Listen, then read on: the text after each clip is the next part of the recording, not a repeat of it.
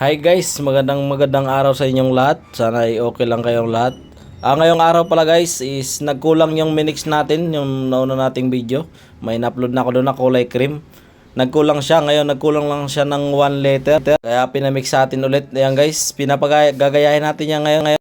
Ang kulay pala niyan guys is light cream. Ang gamit pala natin dito is Boysen brand.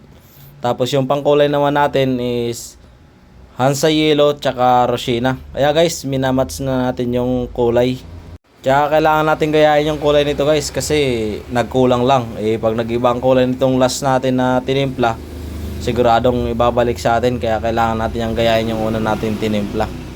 At salamat pala sa nagpatimpla nito at bumalik siya kasi nagkulang nga. Siguro medyo tiwala rin sa timpla natin. Ayan guys, tingnan nyo. Yan, minamatch natin yung kulay. Yan. Bali ang sample natin yan yung nasa galon. Iyan. Kuha na guys. Napakaganda na.